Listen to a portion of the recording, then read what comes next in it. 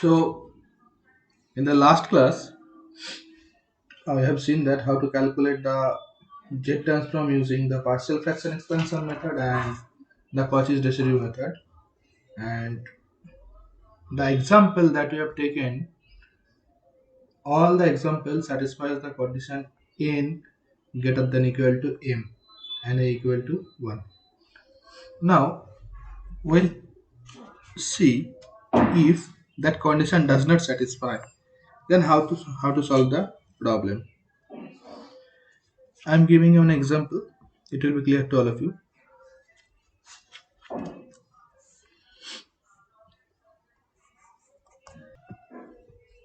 Suppose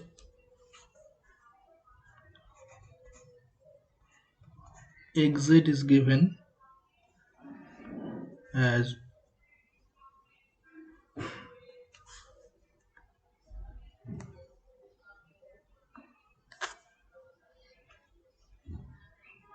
2z cube minus 5z square plus z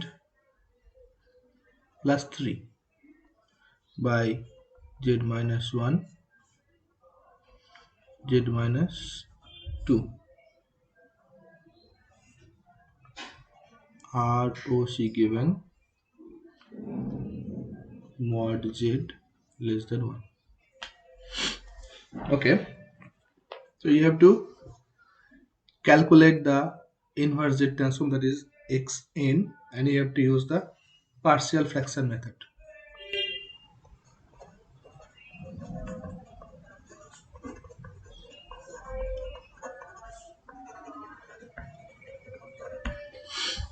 So in that example you can see that value of m is 3, the maximum power value of m is 3, but value of n is 2. So obviously n greater than m, that condition does not satisfy. In that case, what you need to do, you need to use another method called the division method. In this method, what we are doing, simply we are dividing the denominator part by the numerator part. And if we divide, what will be the result? Just check it. I am multiplying z minus 1 and z minus 2, and I am writing that. So it will be z square minus 3z plus 2. So z square minus 3z plus 2. You need to divide that term, 2z cube minus 5z square plus z plus 3. Okay, so that's a simple division. You know how to do that. Simply first you have to make same these two term. To make same these two term, what you have to do, you have to multiply that z square minus 3z plus 2 by 2z. We multiply that by 2z. So 2z into z square, it will be 2z cube. 2z into z square, it will be 2z cube minus 3z into 2z, that will be 6z square, and 2z into 2, that will be 4z. Now next term is that you have to change the sign of each and every value.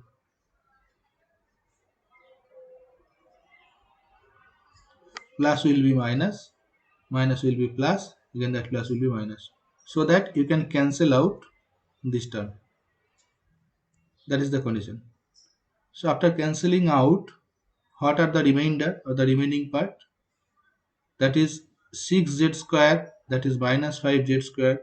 So obviously it will be z square, that is z, that is minus 4z, so it will be minus 3z and plus 3. Again, you have to do the same thing. You have z square here, you have z square here. So simply multiply by 1. So if you multiply by 1, what will happen? I'm writing that here. We have got z square minus 3z plus 3, that you have got, and you are multiplying by 1 this term, so it will be z square minus 3z plus 2. So again sign change, these two will be cancel out, these two will be cancel out, so it will be 1. So this term is called the remainder part. This term is called your polynomial,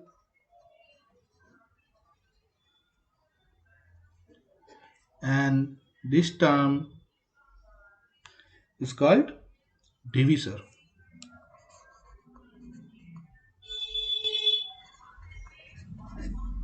So by divisor you are dividing the dividend part, and after division you are getting a polynomial and a remainder.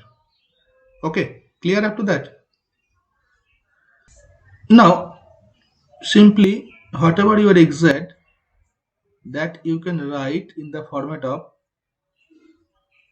polynomial plus remainder by division.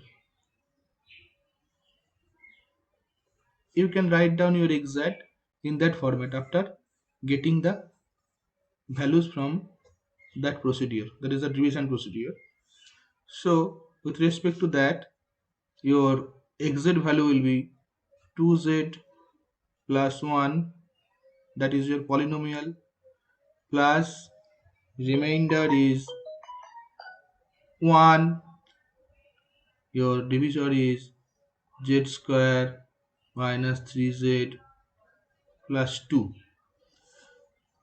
So as a result, you can see each and every term z transform of 2z. Simply if you have z transform is delta plus 1, sorry, delta minus 1, it will be 2, delta minus 1. If you have 1, z transform will be simply 2 delta,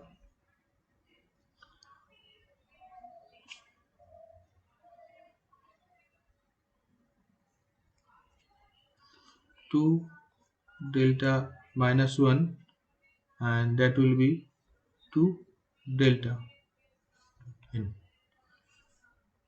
Okay, and this case you can consider n greater than m condition satisfies. So considering that part, you have to do the partial fraction. You have to do the partial fraction over that part. So if we do the partial fraction over the part I have mentioned, what you will get? Simply suppose consider x1z equal to that term 1 by z square minus 3z plus 2, or that will be 1 by z minus 1 z minus 2. Now yes,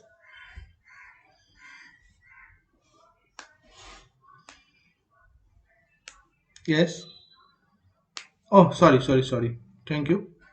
Yes, 2 is your 2 will not be here because here 1, so 2 will not be here. Thank you.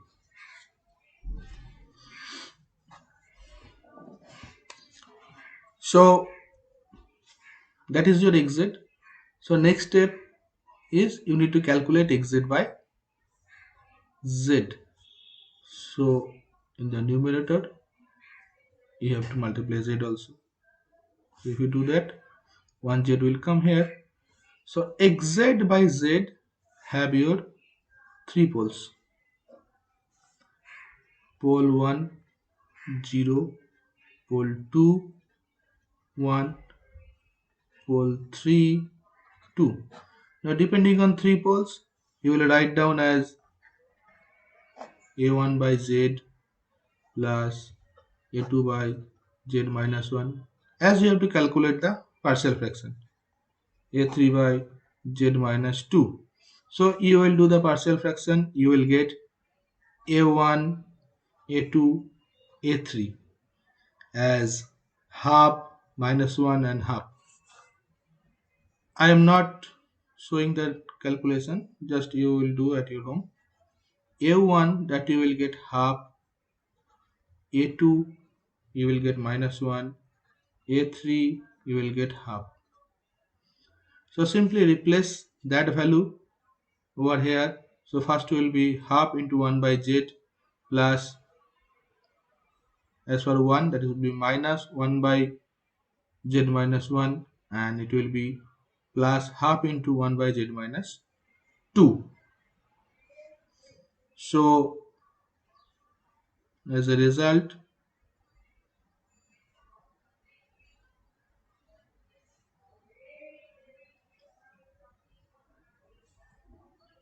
xz by z will be that term, putting all the values of a1, a2 and a3. xz will be multiplied by z. So value of a1 is half, it is multiplying by z, so z into z will be 1, so half will be the remaining part. A2 value is minus 1, so this sign will be minus, and 1 by z minus 2 multiply, this is divided by z, so it will be 1 by 1 minus 2z inverse. Second, a3 value is half, plus half, so plus half will be there, multiplied by, again z is coming to that side, so 1 by 1 minus, sorry, that term I think 1, so a2 will not be here,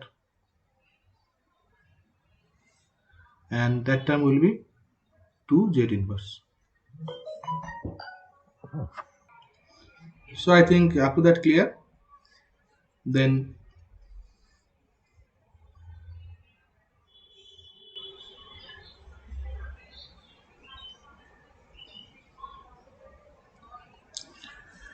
then simply your xz will be 2z plus 1, that term plus that term, and that term giving you this value. So xz will be 2z plus 1 plus half minus 1 by 1 minus z inverse plus half 1 by 1 minus 2 z inverse. So that is your xz.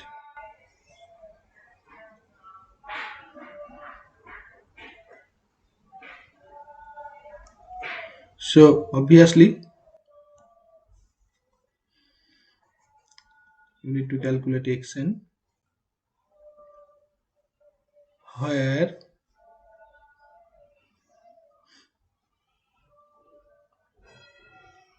ROC is given less than 1. ROC is given less than 1. So 3 poles you are getting, for 1 is 0. The 3 poles you are getting, first one is 0, second one is 1, and third one is 2. So these are the 3 poles you are getting. Okay. So value of xn will be what?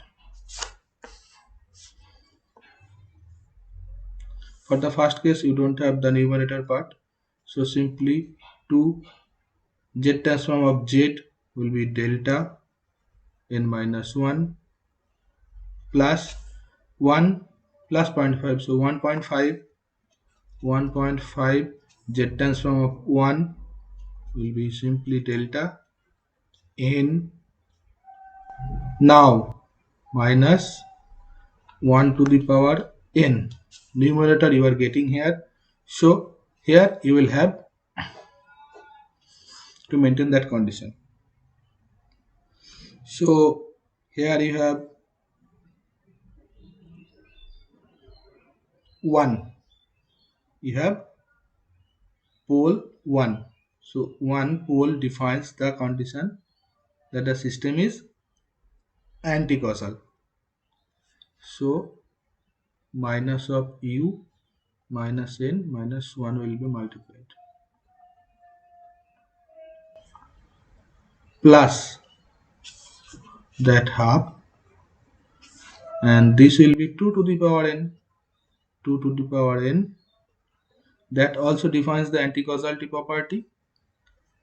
So minus of u minus n minus 1. So that will be your result.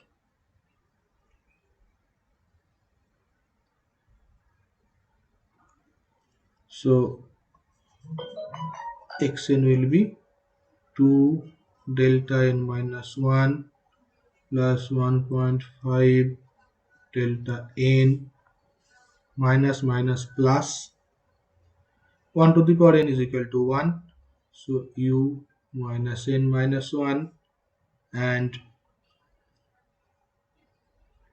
minus plus minus minus, that is 2 to the power n and 1 by 2 to the power 1. So if we take 2 in the upper side, divided to the power minus 1, so 2 to the power n minus 1 u minus n minus 1. So that will be your result. Come to the next part.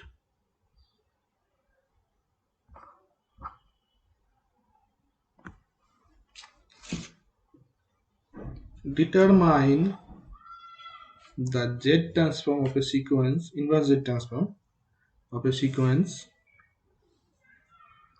x n equal to log of 1 minus 0.5 z inverse. Can you solve that problem where ROC given mod z greater than 0.5? Have you any idea how to solve that? You have to use different property of z transform. The first property that you have to use here is the differentiation property. The differentiation property tells us that in xn after z transform you will get minus z d xz by dz. So that is your differentiation property we need to use here. So simply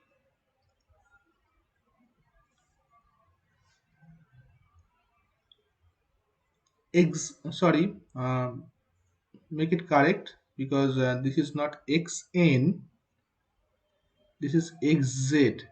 You have to calculate xz. Xz equal to log of 1 minus 0.5 z inverse. So that you have to calculate xn. So xz is given that term. Just try to calculate from here this term minus z d by dz of xz. If you can calculate minus z d by dz of xz, that means that value is equal to nxn. Z transform of that value is equal to nxn.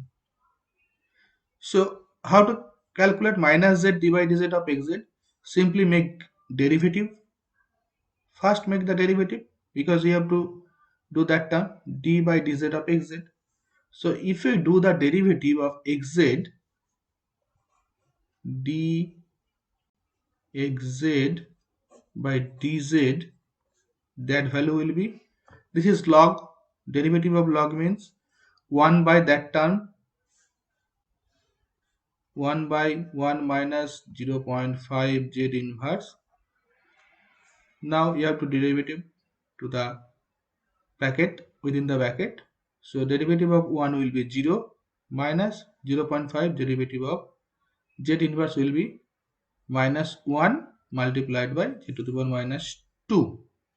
So derivative of 1 is 0 minus 0.5 is constant part.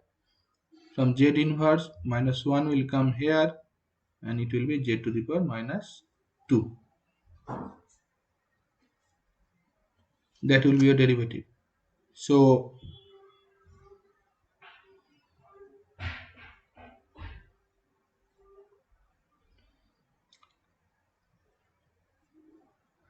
the value will be minus minus plus 0.5 z to the power minus 2. Denominator will have 0.5 z to the power minus 2 and numerator will have that term. So 0.5 z to the power minus 2 and 1 by 1 minus 0.5 z to the power minus 1. So that is your dxz by dz, and multiply both sides by minus z. So that will be your minus z dxz by dz. If we multiply minus z, it will be minus, and z means z to the power 1. So it will be minus 2 will be minus 1. So you have got minus z dxz by dz equal to that term. So from here you know that z transform, inverse z transform of that term will give you nxn. That you know now. So now you have to know inverse transform of that term. Inverse z transform of that term. If we can calculate that, so nxn will be equal to that. So just all of you make a note, otherwise it will be. And also you can follow the video lecture so that you can recapture that part. Now you have the term, this one, that you have to do the z transform. Now think it, if we don't consider that term, if we are not considering that term, the remaining part is 1 by 1 minus 0.5 z inverse, that is 1 by 1 minus 0.5 z inverse. What is the z transform of that sequence? We know that a to the power n un gives the z transform 1 by 1 minus a z inverse, where ROC defines mod z greater than a. That we have seen whenever we have done the z transform of a to the power n un. So you can see that this term are same. In the place of a you have 0.5. So write it down, 0.5 whole to the power n un, 0.5 whole to the power n un, z transform of that term gives you 1 by 1 minus 0.5 z inverse. Now what you have to do?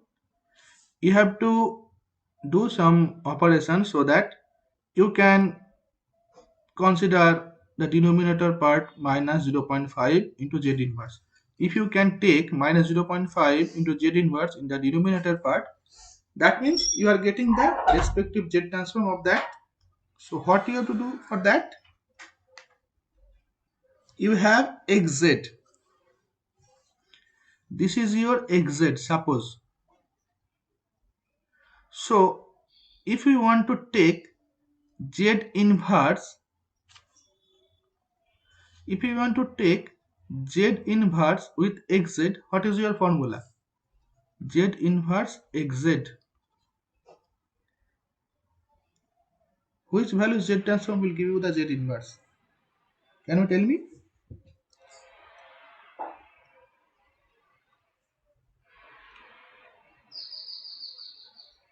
Okay,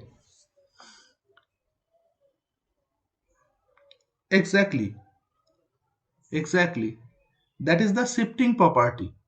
Shifting property explains that x of n minus 1 z transform of that will give you z inverse xz. So if you want to consider z inverse to that term, you have to replace all the value of n by n minus 1.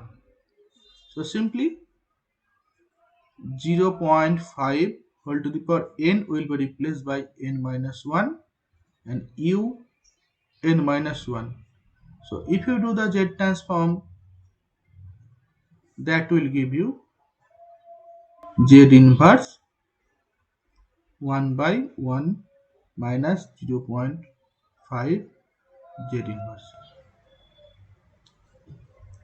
Now the simple remaining part is minus 0.5. It's a constant. So you can multiply that term. So if you multiply minus 0.5 to both sides, you will get the same data as it is. So okay, I am repeating that part.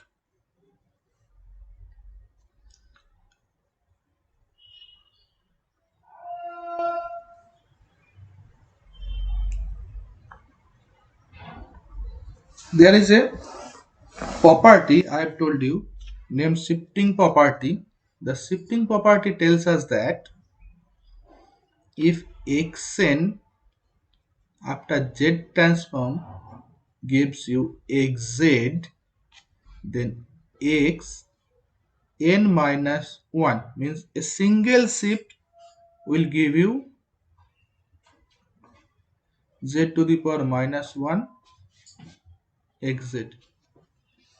If you make a double shift x n minus 2, then it will be z to the power minus 2 xz, like that. So that is your shifting property. Now if this is your xz, then z to the power minus 1 xz is that term. So you know how to calculate xz. So you have already calculated the value xz. Z transform of this means xz is that value. Now to take extra term z to the power minus 1, what you have to do? You have to shift your xn by xn minus 1, as I am shifting xn by xn minus 1 to get a extra z inverse with xz. So you have to shift here also xn n by n minus 1. So what will be? 0.5 whole to the power n will be n minus 1 and un will be un minus 1. And simply if we do the z transform, you will get that extra z here. So it will be z inverse 1 by 1 minus 0.5 z inverse. Clear?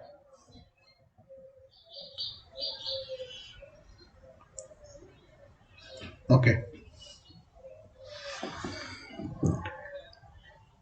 So only remaining part is that term minus 0.5. So simply this is constant part. So multiply both sides. If we multiply that side minus 0.5, so you have to minus 0.5 multiply here also. So minus 0.5 multiplied 0.5 whole to the power n minus 1 u n minus 1. Z transform will be Z inverse minus 0.5. So I am writing Z inverse here so that it looks same. 1 minus 0.5 Z inverse. So that is one term and that is one term. You can see both are same. So Z transform of that term gives you nxn and Z transform of that term gives you that. So obviously nxn will be equal to this one. Clear or not? Why nxn will be equal to that term? Because right side for both cases we have made the same. So left side will also be the same. So simply n xn will be equal to minus 0.5 whole to the power n minus 1 u n minus 1, and you can write it like that.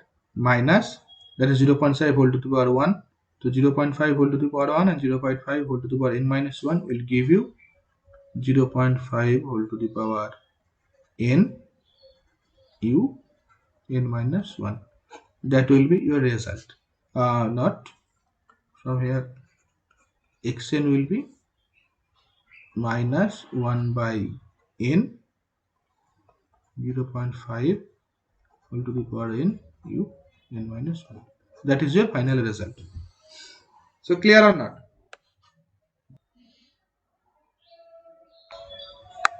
Just write down one home task, then I will go to the next topic.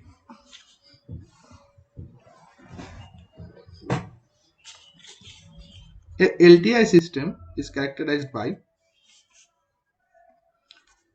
a LTI. LTI means the linear time invariant system is characterized by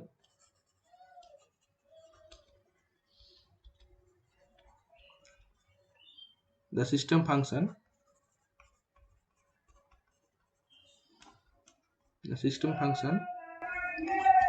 hz equal to 3 minus 4z inverse 1 minus 3.5z inverse plus 1.5z to the power minus 2. Specify the ROC of hz and determine hn for the following conditions. Condition 1 is system is causal. Second condition is system is stable, and third condition is system is non-causal. So after that, whatever you have done at your signal and system classes is complete now. Now I will start the DSP class, that is starting considering the discrete Fourier transform. And in the syllabus you can see in the module 2 you have the discrete Fourier transform. What is discrete Fourier transform? why we should use discrete Fourier transform, that we are going to know here.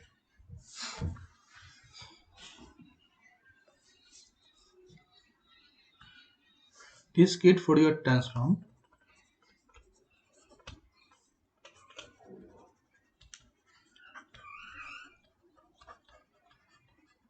are called the DFT.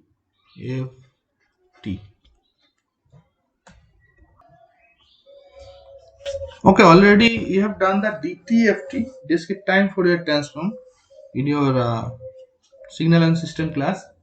DTFT of a sequence x e to the power j omega is given as summation of n equal to minus infinity to infinity xn e to the power minus j omega n. That you know that. And also, if you want to calculate xn,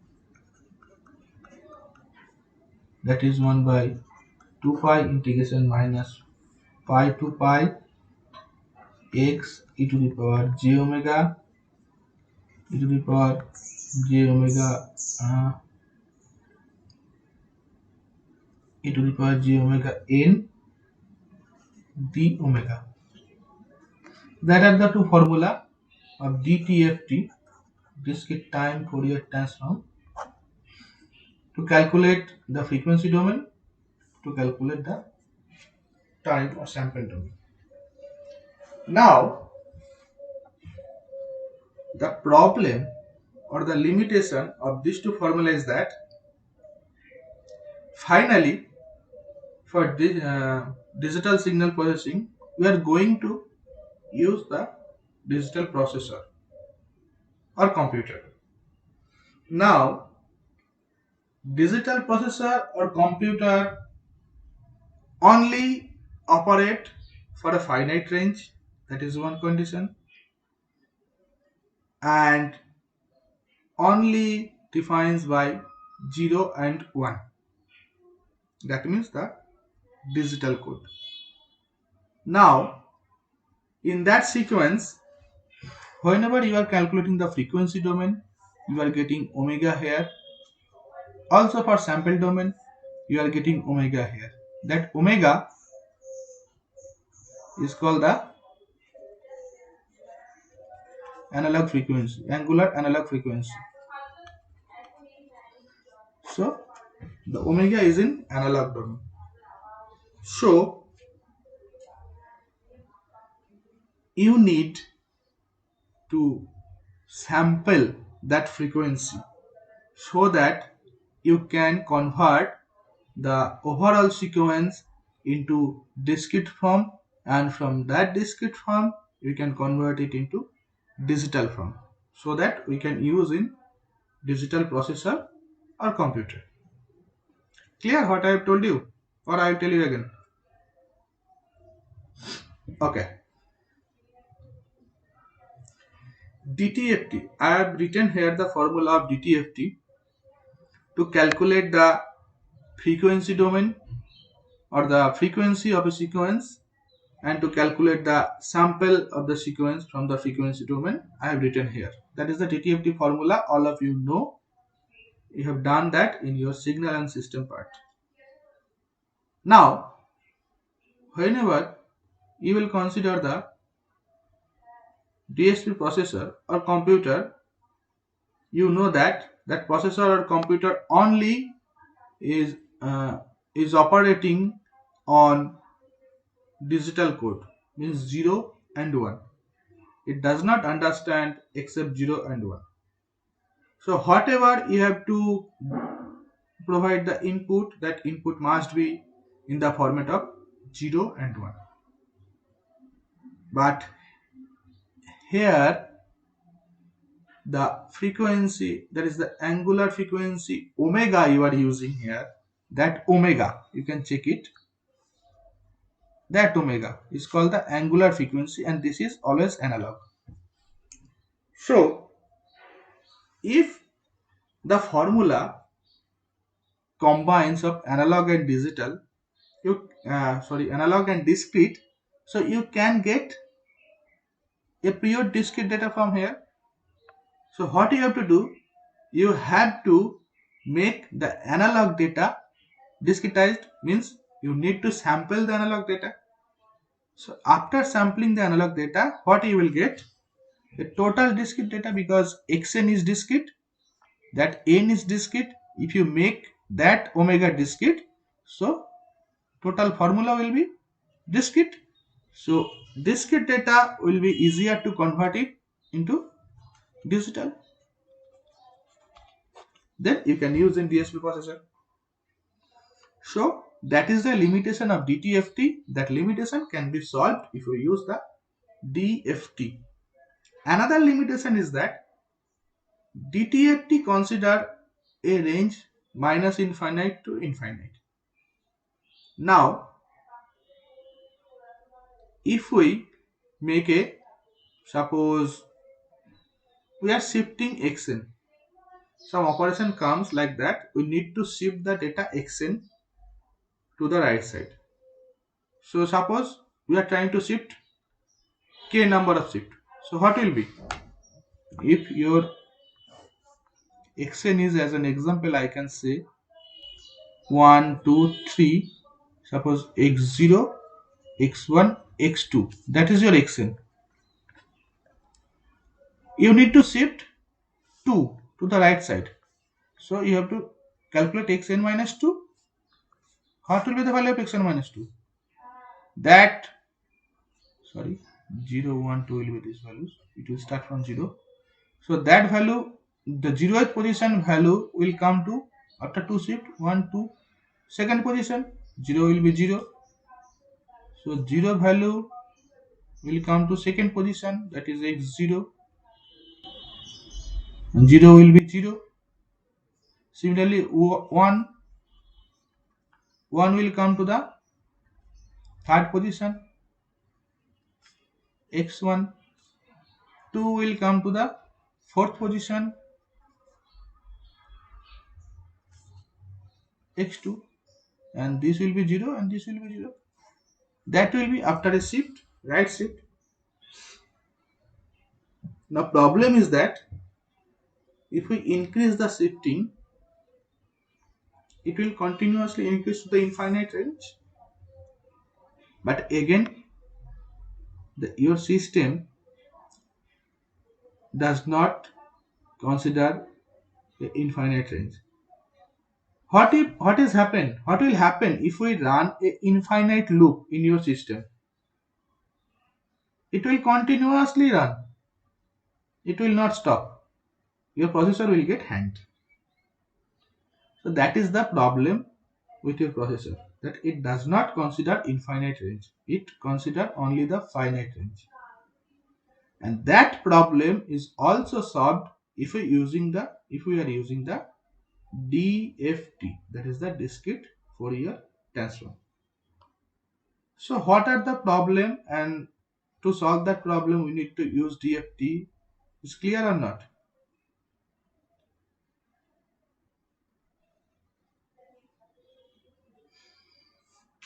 Okay. So what is happening to DFT? Simply, I have told you, you need to sample the frequency. So first thing the DFT is doing is sampling the frequency. And the range of DFT is always a finite range. Means a sequence with a sequence xn with a period n only can be considered in DFT. Means if we consider the DFT process, keep in mind the sequence must be periodic. Otherwise, you cannot use the DFT process. For a aperiodic sequence, DFT process is not applicable. So, a DFT process x e to the power j omega k. It is the extension part of DTFT, So it will be look alike, but some changes will be there. N will vary from 0 to n minus 1 only. Means for a single period you have to show the DTFT. The period is n. In DTFT, yes, but if you do the shifting property, then what will happen?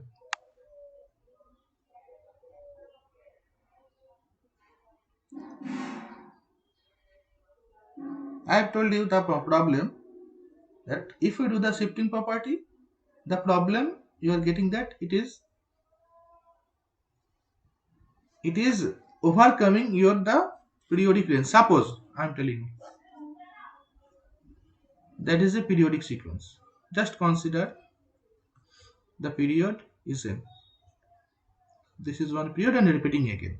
Okay. Now if we do the shifting,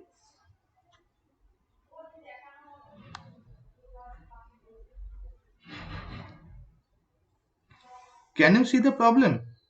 If you do the shifting here, will it be within that range? Will it that value within that range? The value will not be within that range.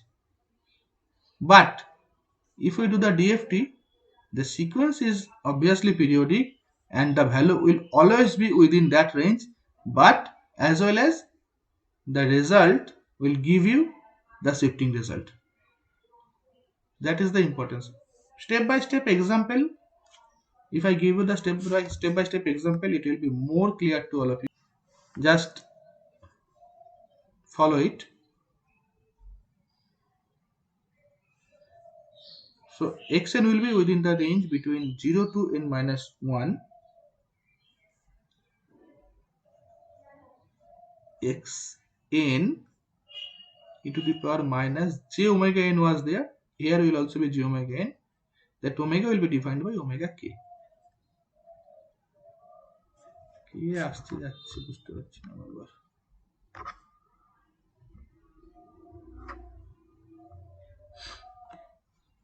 Okay. So that is your first step of DFT formula. This is not the final step because you have omega k here. You have to make omega k discretized or sampled. So to do that, what you have to do? You have to consider the single period as a circle. If the period defines n, means after n it is repeating, that n will be defined by that circle.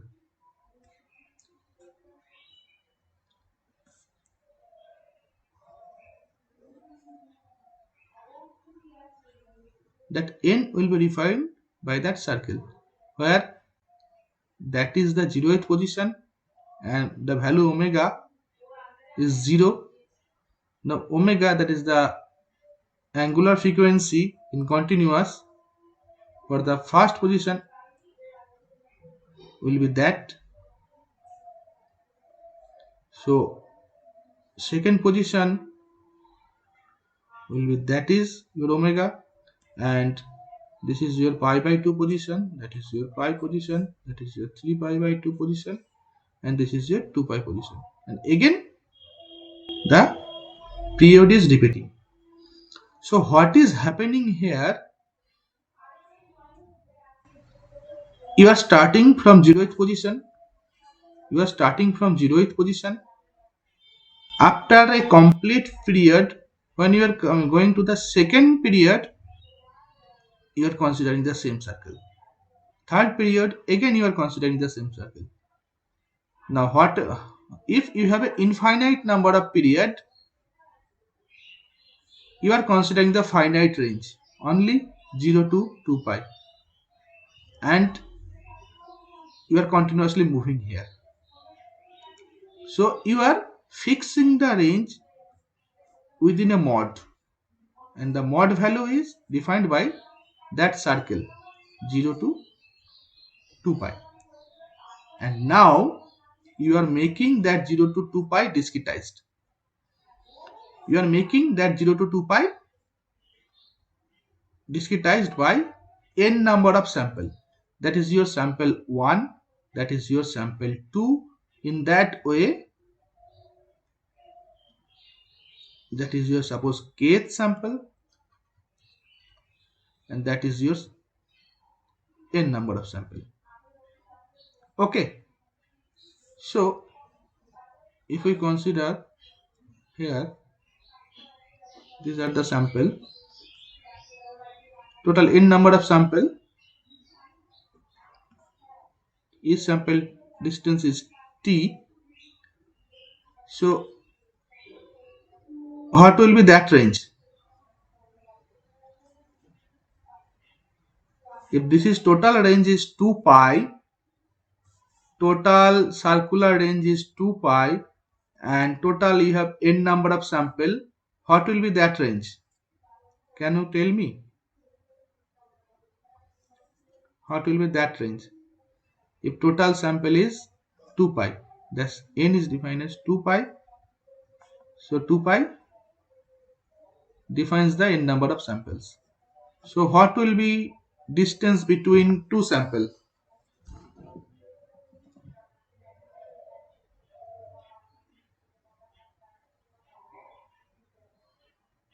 Obviously, total length is 2 pi, total sample is n. So distance between two sample, from one sample to another sample, is obviously 2 pi by n. So that is, yes, so that is 2 pi by n, first sample. That is 2 pi by n. That one also 2 pi by n. This is your next sample. So that one will also be 2 pi by n. In that way, if we add up all 2 pi by n up to n number of sample, will be 2 pi by n into n number of sample. So you will get the 2 pi. So from 0 to 2 pi, we are getting the same data. Clear or not?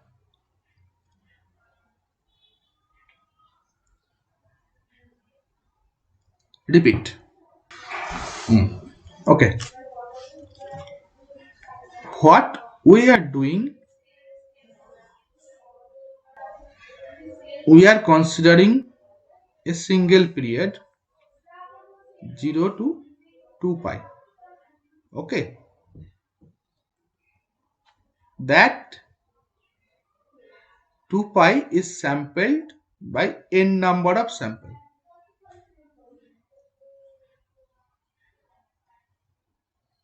So that will be your 2 pi by n, that will be 2 pi by n, that will be 2 pi by n.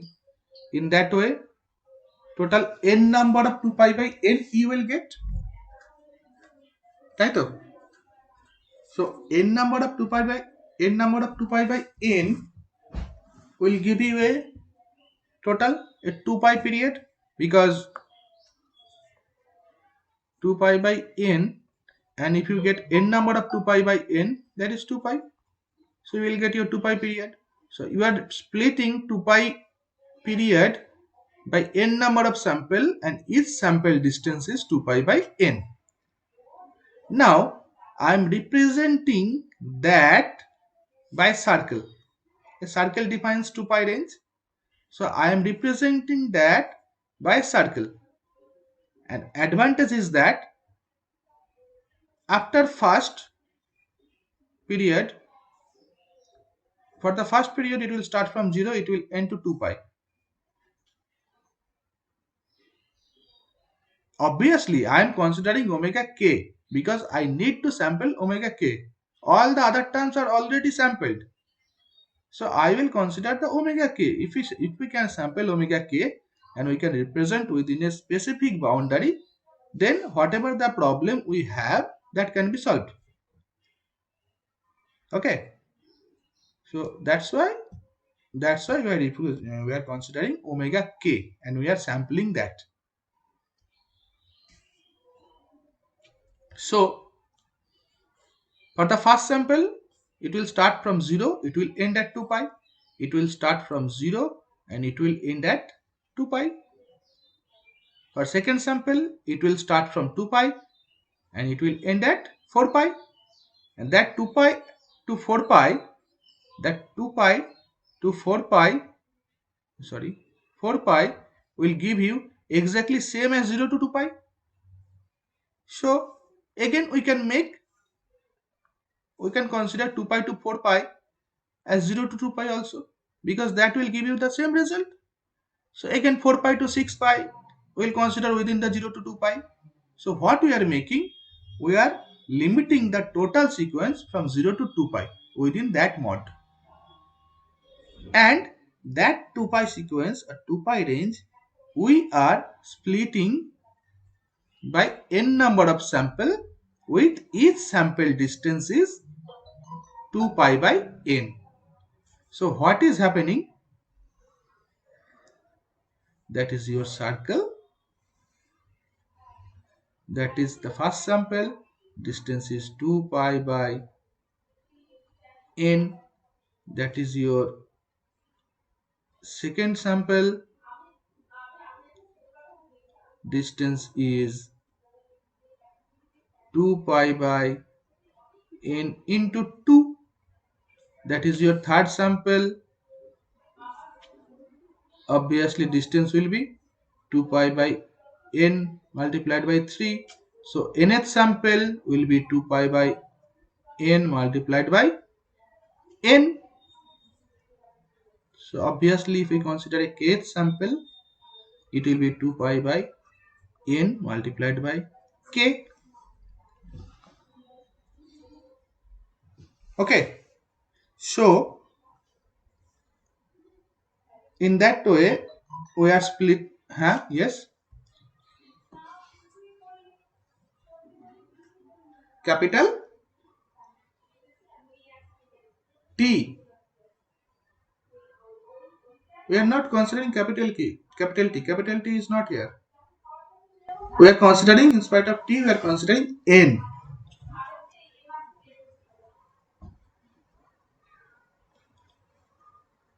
Oh, no, that was the just for the example. I told you that we have considered previously that the distance is T. Na, that T is equal to 2 pi by n. In that case, that T is equal to 2 pi by n. The distance between two samples is T when we are representing that as NT. Okay, and in that case, that T is equal to 2 pi by n. Okay, so for the first sample, the angular, this is your angular frequency. What will be your angular frequency? That 2 pi by n. For second sample, your angular frequency is 2 pi by n into 2. For nth sample, your angular frequency is 2 pi by n into n, that is 2 pi. So for kth sample, angular frequency is that. So angular frequency defined as omega k, that will be 2 pi by n into k. If we consider the kth sample, where k varies from obviously 0 to n minus 1, means up to nth sample. Clear or not? That portion is clear or not? Okay. Okay. Yes, n minus 1 means what? We are considering the n number of sample, na? So if we start from 0, it will end at n minus 1, total n number of sample. 0 থেকে n minus 1 means n number of sample. So that's why k value will be anything from 0 to n minus 1. When k value is 1, then it will be 2 pi by n distance. Earth's angular frequency is 2 pi by n. When k value is 2, angular frequency will be 2 pi by n into 2. When k value is n, angular frequency will be 2 pi by n into n, that is 2 pi. Okay, in that way. So we are sampling omega k, we are sampling that omega k by 2 pi by n, where k is also an integer that varies from 0 to n minus 1. So we will represent omega k by 2 pi by n into k. So the formula will be,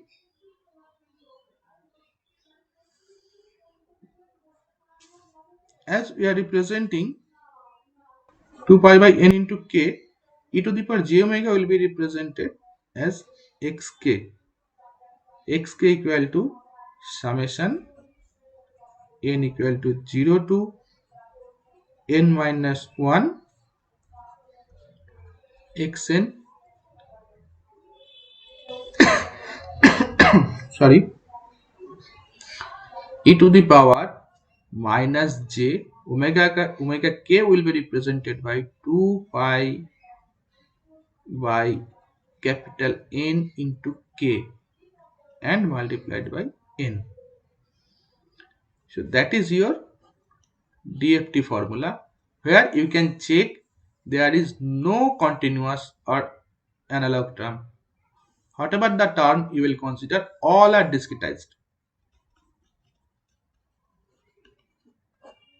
So the result that you will get from here also the discrete result.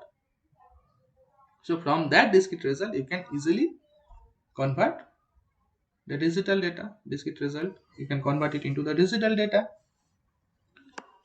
Okay. So that is your formula of DFT. You have to keep in mind. And formula of inverse DFT. Just from here you have to calculate xn. If you calculate xn, you will get as 1 by n, k equal to 0 to n minus 1, xk e to the power j 2 pi by n kn, where for both case k and n varies from 0 to n minus 1. The importance of DFT is that, why you are using DFT is that for filtering purpose. Whenever you will design the filter, that is the most important part in digital signal processing. Whenever you will use filter, DFT is going to use there. Okay, and also that is one part for filtering, or filter use. Second part is the frequency component that you are considering. You can calculate the spectral analysis.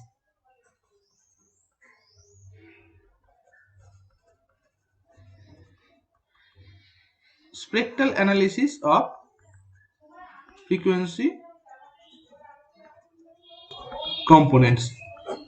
If you use DFT, you can calculate the spectral analysis of frequency components. Spectral analysis মানে frequency componenটের discretized format. Okay, so these are the two important feature.